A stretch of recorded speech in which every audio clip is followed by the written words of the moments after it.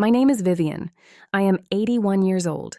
I spent 31 years on the federal bench, and last spring my own 3 children walked into a probate courtroom and asked a judge to declare that I had lost my mind. They brought charts. They brought a lawyer in a gray suit. They brought a list of my recent purchases, including a navy blue dress I wore to dinner with a man named Walter. What they did not bring, what they could not have known to bring, was the 9 months of quiet preparation already sitting in a sealed folder under another judge's desk. I sat in the back row that morning, in sensible shoes, and I waited. I want to tell you how it started, because it did not start with the petition. It started with a pancake. It was a Sunday in February of 2024. I had made breakfast for my daughter Lorraine and her husband, the way I had every other Sunday for almost 20 years since my husband Harold died. I set the plate down in front of her. She looked at it for a long second. Then she said very gently, "Mom, did you mean to put cinnamon in these?" I had not. I had grabbed the wrong jar from the spice rack. It was nutmeg. It was barely anything. But she said it the way you say something to a child who has wet the bed. I laughed. I remember laughing. I said, "Well, you can pick around it." Her husband cut into his stack and ate the whole thing without a word. That was the first time. I did not know it was the first time until much later. A week after that, Lorraine called me on a Tuesday afternoon, which was unusual because Lorraine called on Sundays. She asked if I had been sleeping. She asked if I had been eating. She asked, in a very careful voice, whether I had remembered to pay the water bill.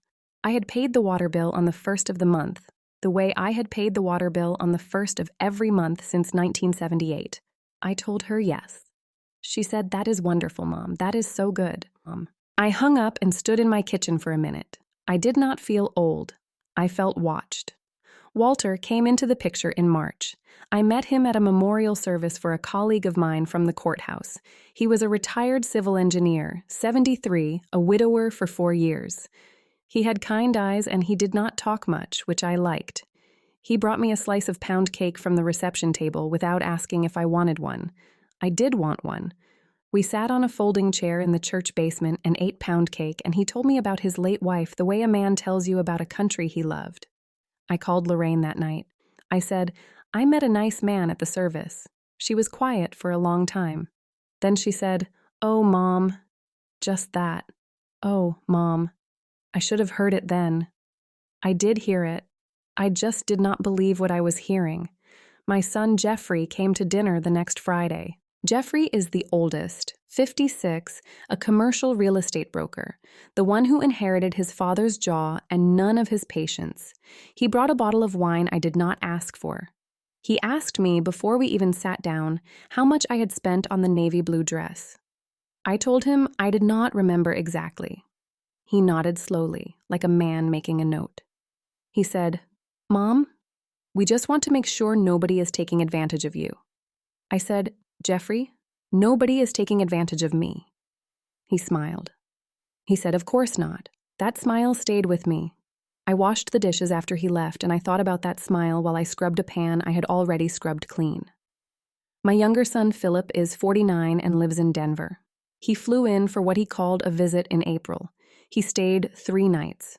On the second night, I came downstairs for a glass of water at midnight and found him in my study, going through the drawer where I keep my bank statements.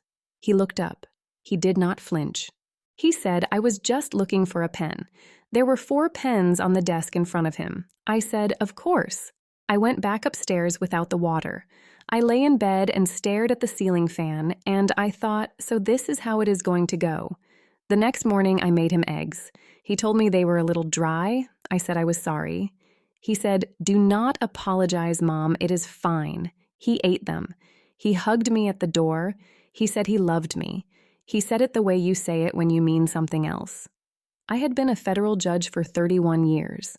I retired at 76 because I wanted to, not because I had to. I sat through 3,000 cases. I had watched, more times than I want to remember, adult children walk into probate court with that same careful voice, that same gentle face, and ask a judge to take everything away from a parent who had given them everything. I had ruled on those petitions. I knew what they looked like.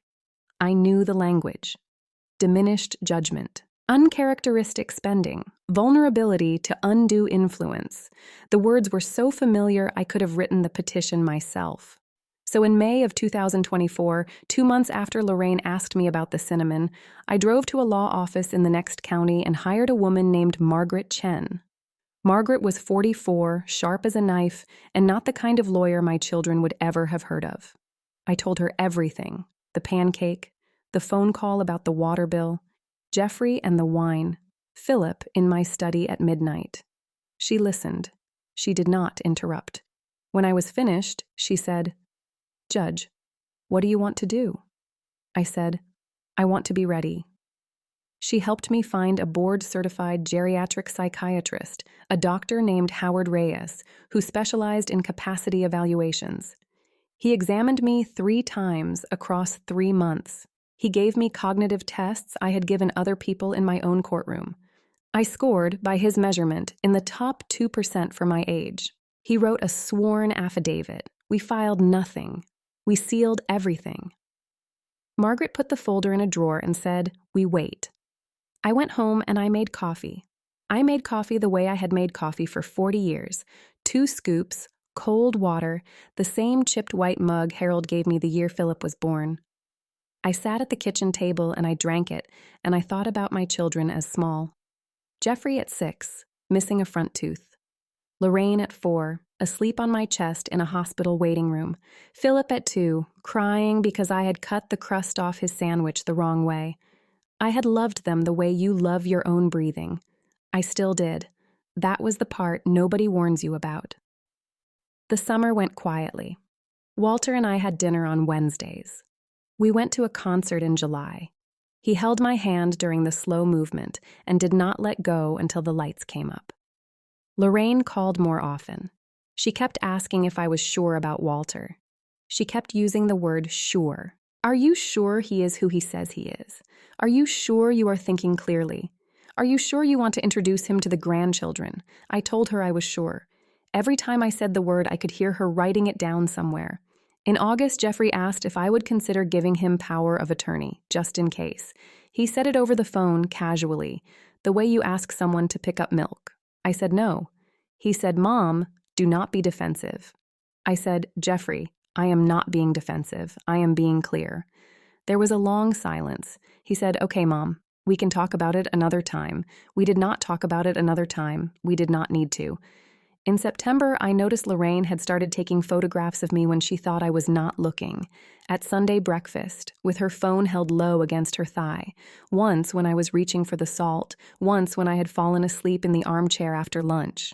I am 81 years old. I fall asleep in the armchair after lunch. So did my mother. So will Lorraine one day, if she is lucky. The petition was filed on October 14th, 2024.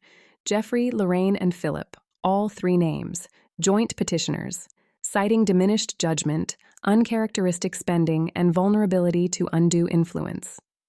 The undue influence, of course, was Walter.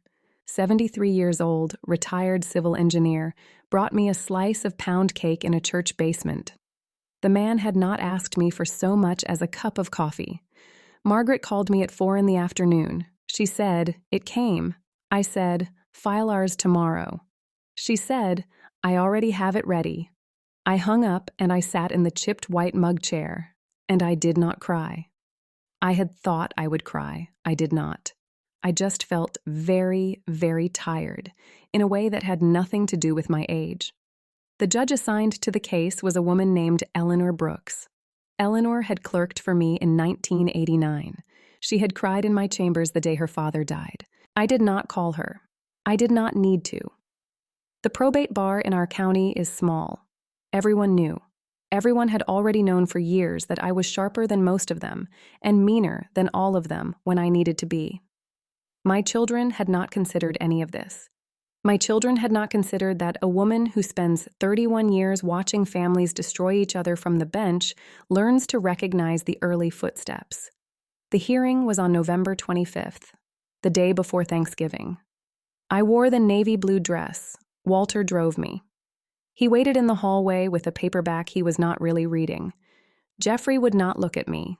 Lorraine looked at me the entire time, with an expression I had seen before on the faces of defendants who had convinced themselves they were the victim. Philip stared at the table. Their lawyer, a young man in a gray suit, stood up and began to talk about the cinnamon pancakes. He actually said the word cinnamon in open court as evidence that I could no longer manage my own affairs. I watched my daughter watch him say it. She did not flinch. Then Margaret stood up. She submitted the sealed evaluations, the 3 exams from Dr. Reyes, the affidavits, the financial records, every transaction for the previous 3 years, organized, annotated, and clean. She submitted my own sworn statement. She submitted, last, a single page that was the cognitive test the petitioners themselves had asked the court to administer. I had taken it that morning. I had scored a perfect 100. Judge Brooks read for 40 minutes. The courtroom was quiet. I could hear the radiator. I could hear Lorraine breathing through her nose. The judge looked up. She dismissed the petition with prejudice. She awarded costs against the petitioners, my own 3 children, in the amount of $41,000. She said, on the record, that she had rarely seen a petition so completely without merit. She did not look at me when she said it. She did not need to. I walked out of that courtroom on Walter's arm. Jeffrey was standing by the elevators. He opened his mouth. He closed it. I walked past him. I did not say a word. I have spent most of my life choosing my words carefully. That afternoon, I chose silence, and silence chose me back.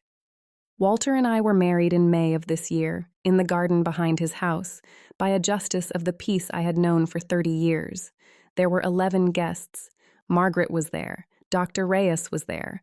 None of my children were invited. None of my grandchildren were invited. I did not send an announcement. I did not post a photograph. I wore a cream-colored dress, and Walter wore a tie his late wife had bought him. And we ate pound cake afterward, the same kind from the church basement. It has been almost a year since the hearing. None of my children have called. None of them have written. None of them have asked why they were not invited to the wedding. I think about that sometimes, when I am making coffee in the chipped white mug. The not asking. That is the part that sits inside me strangely. I had prepared for 9 months for the fight. I had not prepared for the quiet afterward. Lorraine sent me a card on my birthday in February. It said, "Thinking of you, Mom. Love, Lorraine." That was all. No mention of the hearing. No mention of Walter. No mention of the $41,000 she still owes the court. I read it twice. I put it in the drawer with the bank statements Philip had been looking through. I do not know why I kept it. I just did. Walter asked me one night last month if I missed them. I told him the truth. I said, "I miss who I thought they were." He nodded. He did not say anything else. He understood that there was nothing else to say. I am 81 years old. I am married to a kind man. I won my case. I kept my house, my money, my name, and my mind. By every measure I know, I won. And still, some mornings I stand at the stove and I make pancakes for 2, and I reach for the cinnamon, and I stop, and I put it back, and I use it anyway, because there is no one left in my kitchen who is keeping score.